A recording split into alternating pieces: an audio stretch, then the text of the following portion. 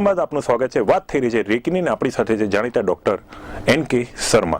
शर्मा जी, आपने बताया कि रेकी से चावल भी ठीक हो जाता है, मतलब चावल मतलब उसकी एनर्जी लेवल बढ़ जाने से लंबे समय तक उसकी मेंटेनेंस हो जाती है। चलिए ये मान लिया मैंने। अगर ये विद्या इतनी कारगर है, इतनी असरकारक है, तो भारत से लुप्त क्यों हुई? देखिए, भारत में मैं आपको बताना चाहता हूं कि भारत के अंदर ये बहुत बड़ी समस्या है कि यहाँ पर किसी भी विद्या का उद्गमन सारा भारतीय है, क्योंकि सूक्ष्म तरंगों के साइंस पर जितना भारत में काम हुआ उतना वर्ल्ड में कहीं भी आज तक काम नहीं हुआ। लेकिन देखिए, अब जैसे आप जानते हैं कि एक डाउजिंग विद्या नाम आपने सुना होगा, जिसमें ना पेंडुलम या कॉपर रॉड से आप पानी खोज सकते हैं। ये भारत के अंदर बहुत प्रचलित था, लेकिन आपको जानकर के हैरानी होगी, भारत में इसका कोई संस्थान नहीं है, कोई इसके रिसर्च नहीं है, कोई व्यक्ति इसको सिखाता भी नहीं है। मतलब ये सारी विद्या बाहर गई और बाहर से वहां पर बड़ी बड़ी सोसाइटीज, ऑर्गेनाइजेशन बने और वहां से अब वो विद्या हमारे पास पहुंच रही और अब हम लोग सीख रहे हैं। क्रिस्टल बॉल गेजिंग, हम लोग गेजिंग करते थे, अंगूठे के अंदर काजल लगा के हाथ रात करते थे। हमारे भारत के अंदर हम लोग कई तरह की विद्याओं का प्रयोग करते थे, लेकिन क्रिस्टल बॉल गेजिंग का भारत के अंदर कोई प्रशिक्षण नहीं है। अब वो सारा बाहर, आप इंटरनेट पे जाइए, सारे मास्टर्स बाहर के मिलेंगे, भारत के नहीं मिलेंगे आपको। तो विद्याएं यहाँ पर थी, लेकिन सबके सब पूरी भारत में कभी इसका कोई विकास नहीं हुआ। आज भी बताइए कोई ऐसा इंस्टीट्यूशन है जहां पे ये आपने सुना होगा कि विकास रुक क्यों जाता है आपकी वजह से? नहीं, इसका विकास का कारण ये है कि हमारे यहाँ पर एक आर्थिक तंगी भी बोल सकता हूँ। पहला कारण तो है कि जिसके कारण आदमी अपना ध्यान उस तरफ, रोजी रोटी से ऊपर नहीं उठ पाता, अगर लोगों के पास क्वालिटी गुण भी है तो भी। और दूसरा शायद जो है मानसिक दरिद्रता कहता हूँ मैं, कि नॉलेज को अपने पास ही रखकर बांटने की आदत नहीं है, या उनका अपना ईगो को मेंटेन करने के लिए करते हैं। पता नहीं क्यों ऐसा करते हैं, क्योंकि जैसे आप जानते हैं कि योग भी एक जमाने में, आज हमारे भारत के अंदर कई लोगों ने उसको पहचाना। ये तो शुक्र करो कि रामदेव जैसे लोग आते हैं तो एकदम फट फट करके गांव पूरे सामान्य लोगों तक पहुंच गया, नहीं तो फिर लोग आज भी उसके लिए तरसते रहते हैं। तो इस तरह से जितनी भी विद्याएं हैं, आज पूर्व जन्म का विज्ञान है भारत के अंदर। बुद्ध भगवान और महावीर के जमाने से वहां से प्रतिप्रसव एक तकनीक मानी जाती, प्रतिप्रसव, यानी कि पीछे की तरफ जाना और अपने उन चीजों को जानना।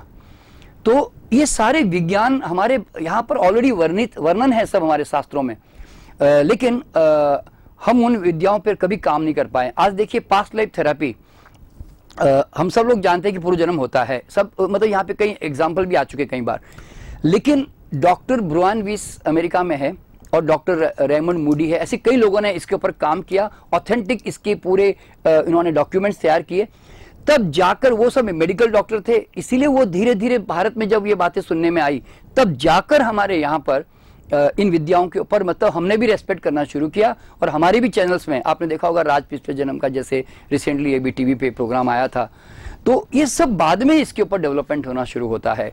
तो इस तरह से क्या होता है कि विद्याएं तो भारत के अंदर बहुत है और इतना अध्ययन भी है, लेकिन यहाँ पर आज भी कोई रिसर्च और अध्ययन नहीं है। और इसी कारण से हमने भी एक प्रोग्राम बनाया हुआ है कि हम एक 100 एकड़ की ज़मीन लेकर जो है हम लोग एक mystical institute, world mistake foundation हम लोग खोलने जा रहे हैं, कि जहाँ पर नेचुरल वे से लोगों को जहाँ ठीक भी करना है, साथ साथ में इन विद्याओं के ऊपर साइंटिफिक रिसर्चेस हो। क्योंकि अगर आप इंटरनेट पे जाएंगे ना, तो वर्ल्ड वाइड आपको कम से कम 50 इंस्टीट्यूशन मिल जाएंगे जिसके ऊपर नाम लिखा होगा पैरासाइकोलॉजिकल इंस्टीट्यूशंस, पैरानॉर्मल इंस्टीट्यूशंस, यानी तो psychic, college of psychic studies, ऐसे कई वर्ल्ड के बड़े बड़े कॉलेजेस मिलेंगे आपको, उसमें इंस्टीट्यूशन मिलेंगे। लेकिन भारत का एक भी नाम उसके अंदर नहीं आएगा। क्यों? कोई इंस्टीट्यूशन भारत में अभी रिसर्च इंस्टीट्यूट नहीं है। तो ये सब सोचते हुए, चूंकि मैं खुद जो है थोड़ा साइंटिफिक मिजाज रहा है मेरा, तो इसीलिए फिर हम लोगों ने डिसाइड किया कि एक ऐसा इंस्टीट्यूशन भारत में बनाया जाए जहां पर इन विद्याओं के ऊपर पूरा साइंटिफिक स्टडी हो और जिससे कॉमन मैन भी उसका अच्छी तरह से उपयोग कर सके, और वो साइंटिफिकली मतलब आधारित हो, ऐसा नहीं कि ब्लाइंड बिलीफ हो। क्यों? क्योंकि ये अंधविश्वास भारत में सदियों से बहुत चल पड़ा और हम चाहते कि वो टूटे और लोग वैज्ञानिक दृष्टिकोण से हर चीज को समझने की कोशिश करें। इस वक्त आपसे ये जानना चाहूंगा, हाँ। रेकी से जुड़ा हुआ हर व्यक्ति ऐसा दावा करता है, हाँ, कि इससे कैंसर तक की बीमारी मुक्त हो जाता है आदमी, क्या ये सही है? हाँ, देखिए क्या होता है कि जैसे मैंने बताया, बॉडी में कोई भी चीज़ें ग्रो कब करती है, जब बॉडी की इम्यून सिस्टम लो हो जाती है। रेकी क्या करती है, बॉडी को एनर्जी देने के बाद में उसका इम्यून सिस्टम धीरे धीरे, वाइटल फोर्स बढ़ने से इम्यून सिस्टम बढ़ने लगता है, डाइजेशन, अब्जॉर्प्शन, एलिमिनेशन सब बढ़ने लगता है। उसके कारण कई लोगों को इमीडिएट उसके अंदर लाभ मिलना शुरू हो जाता है और वो संभावना है कि उसमें व्यक्ति ठीक हो जाए। लेकिन मैं चूंकि कैंसर पर ही इतने सालों से काम कर रहा हूँ, 35 सालों से, तो मेरा अपना अनुभव ये है कि अकेले रेकी के ऊपर ही इतना निर्भर नहीं रह सकते हम लोग, हालांकि वो कितनी भी अच्छी एनर्जी है, बल्कि जो रूट कॉज ऑफ डिजीजेस हैं, जो उनके खान पान में, जो उसके माइंड में है, जो उसके एनवायरनमेंट में है, अब जब तक उनको जान के निकालोगे नहीं तब तक वो इफेक्ट फिर से आता रहेगा और वो फिर से कैंसर हो जाएगा। तो हम ये मान के चलते हैं कि अगर आप किसी को रेकी से ठीक करना चाहते भी हैं तो डेफिनेटली रेकी बहुत बड़ा सपोर्टिव ट्रीटमेंट है उसके लिए। लेकिन साथ साथ में अगर आप उसका न्यूट्रिशन ठीक करें, उसके माइंड के जो नेगेटिव जो इमोशंस हैं, वो जो थिंकिंग एटीट्यूड है, वो सब ठीक करें, और साथ में उसको एक पॉजिटिव हेल्दी एनवायरनमेंट साथ में सप्लाई करें, तो बॉडी उससे जो इम्यून सिस्टम डेवलप करेगी उससे फिर वो जल्दी से जल्दी उसको ठीक करके नॉर्मल कर सकती है। क्योंकि मैं तो कैंसर पे काम करता ही रहा हूं और गुजरात में भी बहुत काम किया है मैंने, और अब तो मैं भारत भर में सब जगहों पे हज़ारों मरीज हमारे पास अब तक आ चुके होते हैं, तो उसमें मैंने बहुत ही अच्छे रिजल्ट देखे हैं। जो लोग ठीक नहीं होते, मान लीजिए बहुत एडवांसमेंट में चले गए, तो उनको कम से कम रेकी ये सबसे बड़ा काम करती है कि जब तक वो जीवित रहते हैं, कंफर्टेबल सरवाइव करते हैं। जो लोग कहते हैं ना तड़प तड़प के मरे या बहुत पेन किलर खानी पड़ती है, वो उनको नहीं करना पड़ता। क्यों? रेकी एक कंफर्टेबल लाइफ देती है अगर कोई व्यक्ति उससे ठीक नहीं हो सकता तो। इस तरह से आप भारत भर में रेकी के लिए सेमिनार करते हैं। हाँ जी, पूरे देश में आप घूमते हैं। हाँ। फिर भी इससे लोग जुड़ नहीं पाते। इसके लिए ज्यादातर ये कहा जाता है कि आपकी जो एंट्री फीस होती है, हाँ, वो काफी होती है। हाँ, देखिए यहाँ पर ये भी मैं जानना चाहूंगा कि अगर मुझे रेकी के अंदर प्रशिक्षित होना है, हाँ, तो मुझे कितना समय लगेगा, और आपका सेमिनार वो समय की मर्यादा में आ जाता है? हाँ जी, हाँ जी। देखिए, वैसे तो हम 2 दिन की वर्कशॉप करते हैं, और 2 दिन की वर्कशॉप जो सुबह 9 से लेकर शाम के 6 बजे तक चलती है, और इन करीब करीब 10-10 घंटे की होती है, यानी कि 20 घंटे का पूरा हमारा सेमिनार होता है। तो इस 20 घंटे में हमारे अंदर जितने भी इंटरनल पावर्स हैं, वो सारे पावर्स हम तो प्रैक्टिकली, साइंटिफिकली हम क्लास में उसको करते भी हैं और अनुभव करके उस पर विश्वास करते हैं।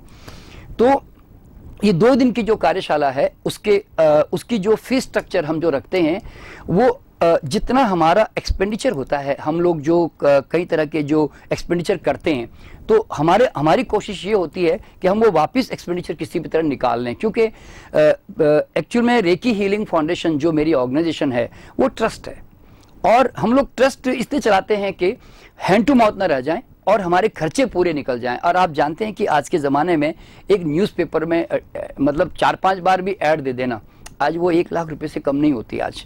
और फिर साथ में अगर कोई टीवी के भी ऐड ले लिए, मान लो साथ में टीवी जुड़ गया, मीडिया जुड़ गया, और उसके बाद में फिर कॉन्फ्रेंस हॉल, बैंकेट्स हॉल लेना, और उसमें उनको एक अच्छी एम्बियंस के अंदर उनको खाना देना। फिर हम तीन किताबें देते हैं उनको, बड़ी बड़ी, जो कि काफ़ी अच्छी बड़ी बड़ी किताबें होती हैं। उन बड़ी बड़ी किताबों में होता क्या है? नहीं, उसमें जैसे एक सबकॉन्शियस माइंड के ऊपर ही पूरी किताब होती है, और एक जैसे रेकी फर्स्ट लेवल की बड़ी किताब होती है, सेकंड लेवल की पूरी एक बड़ी लंबी चौड़ी किताब होती है, और उसके बाद में 6 ऑडियो वीडियो सीरीज मिलती हैं।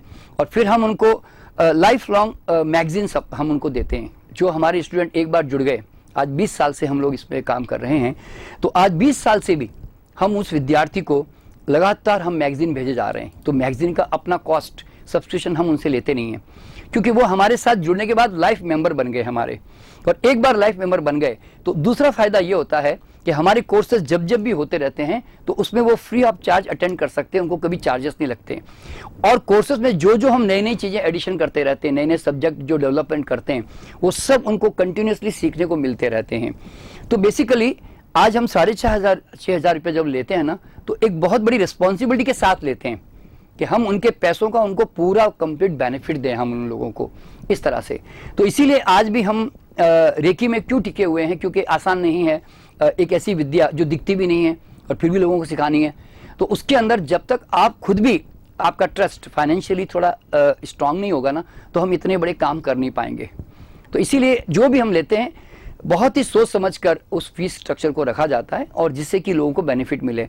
लेकिन मैं वैसे ही बता देना चाहता हूं कि हम लोग अब ऐसे भी कार्यक्रम की हम योजना बना रहे हैं कि जहां पर मास लेवल पर हजारों लोगों को हम लोग फ्री ट्रेनिंग सेमिनार देने का भी कार्यक्रम शुरू करने जा रहे हैं अब वैसे। और उसके लिए हाँ, और वो जल्दी, बस ज्यादा नहीं, 2-3 महीने के अंदर अंदर ही। चलिए, आपकी अच्छी विचारधारा है, उसके साथ आगे बढ़ते हुए मैं इस वक्त ये जानना चाहूंगा, हाँ, क्या रेकी को विज्ञान ने मान्यता दी है? हाँ, देखिए आज भारत के कई हॉस्पिटलों में अगर आप देखेंगे, जैसे मद्रास की अपोलो हॉस्पिटल या हमारे दिल्ली के इंद्रप्रस्थ अपोलो हॉस्पिटल में, और Saroj nursing home, Aslok nursing home, ऐसे कई हॉस्पिटल्स हैं जहां पर रेकी के अलग से वार्ड्स हैं और रेकी मास्टर्स अपॉइंटेड है वहां पर।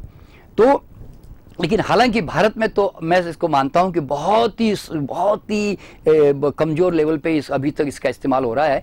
लेकिन अगर आप इंटरनेट पे जाएंगे और अगर आप टाइप करेंगे रेकी इन हॉस्पिटल्स, तो आपको जानकर के हैरानी होगी कि वर्ल्ड के सब बड़े बड़े हॉस्पिटलों में रेकी एक कॉम्प्लीमेंट्री मेडिसिन के रूप में वहां पर स्पेशली वहां पे उनके वार्ड्स हैं और साथ साथ में नर्सेस को स्पेशली उसको ट्रेन किया जाता है और कई मेडिकल डॉक्टर्स ही जो है वो खुद रेकी मास्टर्स भी हैं। देखिए, मेरे खुद के अपने ऑर्गेनाइजेशन में जहां हम लोग इतने लाखों विद्यार्थी आप लोग तैयार कर चुके हैं, तो कम से कम 3000 से ज्यादा सर्जन्स और मेडिकल डॉक्टर्स जो एमडी डॉक्टर्स हैं वो आज हमारे यहाँ पे रेकी सीख के जा चुके हैं और हमारे उसमें कई तो रेकी मास्टर बनकर लोगों को सिखाते भी हैं। तो रेकी जो है एक प्रकार से इसके बारे में बहुत अच्छी जानकारी लोगों को आ चुकी है। अब देखिए, दिल्ली में एक वेदांता हॉस्पिटल है, डॉक्टर नलिनी कोल वहाँ की मेडिकल डायरेक्टर है, तो वो खुद भी जो है रेकी मास्टर है। जो वेदांता हॉस्पिटल जहां अभी अभी अन्ना हजारे और अभी हमारे जो विद्या शुक्लचरण जहां अभी डेथ हुई थी उनकी, तो वो खुद मेडिकल डायरेक्टर जो ना वो खुद भी रेकी का उपयोग करते हैं वहां पे और मरीज जाके उनसे रेकी की मांग भी करते हैं। उसका वो चार्ज लेते हैं शायद? चार्ज नहीं, पता नहीं, चार्ज के बारे में मुझे जानकारी तो नहीं है, लेकिन वो रेकी मास्टर बनकर उसका लाभ जरूर देती लोगों को, मुझे इतना ही पता है उसके बारे में। इस वक्त मैं आपसे ये जानना चाहूंगा कि आप जो 20 घंटे का सेमिनार कर रहे हैं, हाँ, क्या उसके बाद मैं प्रशिक्षित हो जाता हूँ? हाँ, क्या मैं किसी अस्वस्थ व्यक्ति को स्वस्थ कर सकता हूँ? हाँ, प्रैक्टिकली क्लास के अंदर ही शुरू कर देते हैं। क्लास के अंदर ही वो व्यवहारिक ज्ञान आपको होता है कि एक दूसरे पे प्रयोग करके ऑन द स्पॉट आप उस विद्या को अनुभव कर लेते हैं और कई लोग क्लास के अंदर ही ठीक हो जाते हैं। अगर मान लीजिए क्लास में भी बैठे बैठे कई लोगों को तकलीफ तो छोटी मोटी होती है, तो जब एक दूसरे पे एक्सपेरिमेंट करते हैं तो उसी समय उनको लाभ मिलना महसूस होता है और वो एक डेफिनेट बात होती है। तो क्या आपकी इस विद्या से हाँ, कोई अस्वस्थ व्यक्ति स्वस्थ हुआ है? बहुत सारे हमारे पास तो खैर क्या बोलते हैं, हजारों के रिकॉर्ड्स है, क्योंकि हम तो मैगजीन चलाते हैं और मैगजीन्स में चूंकि हमें तो रेगुलरली 8-10 लोगों के अनुभव तो डालने ही होते हैं और हमें तो लोग लगातार लेटर लिख लिख के हमें भेजते रहते हैं। तो आप कभी हमारे क्लास में जरूर आइए और मैं आपको आमंत्रण देता हूं और वहां पर आप उनके बाइट लीजिए, आपको हैरानी होगी, ऐसे ऐसे वो चमत्कार बताएंगे कि आप खुद भी सुन के हैरान हो जाएंगे कि रेकी कैसे लोगों के जीवन में कल्याण कर रही है। और सबसे बड़ी बात क्या मालूम है, मैं ठीक करता हूं ऐसा नहीं है, लोग सीखते हैं और खुद ही ठीक हो जाते हैं और दूसरों को हजारों को ठीक कर रहे हैं, ये सबसे बड़ी बात है। समय की अवधि को ध्यान में रखते एक अंतिम प्रश्न। हाँ जी, हाँ जी। सूरत वासियों को रेकी का लाभ कब मिलेगा? देखिए, सूरत में हम लोग हर 2-3 महीने में तो वैसे हम आके रेकी सिखा ही रहे हैं और यहाँ पे अभी यहाँ पर ही एक नया सेंटर आपके अडाजन के अंदर जहाँ पर प्राइम आर्केड यहाँ पर है, वहाँ पर हमने एक नया सेंटर अभी शुरुआत की है जो 1 जुलाई से वहाँ पर शुरुआत होने जा रहा है। तो सूरत वासियों के लिए वहाँ पर रेकी के उपचार की पूरी सुविधा होगी और साथ साथ में जो भी ऑल्टरनेटिव मेडिसिन का लाभ जो लोग ले सकते हैं वो दोनों लाभ वहाँ पर उन लोगों को वहाँ पे मिलेगा। बहुत बहुत धन्यवाद शर्मा जी। आ था डॉक्टर एन.के. शर्मा કે જે ભારતમાં રેકીના પ્રણેતા છે। એન.કે. શર્મા સુરતમાં રેકીનું જ્ઞાન આપવા આવી રહ્યા છે અને તેમનો દાવો છે કે રેકીથી કોઈ પણ અસ્વસ્થ માણસ ગમે તેટલો દૂર હોય એ સાજો થઈ શકે છે। તો વધુ એક આવા જ મુદ્દા સાથે ખૂબ ઝડપથી આવીશું લોકમંચમાં। ત્યાં સુધી મને રજા આપશો। નમસ્કાર।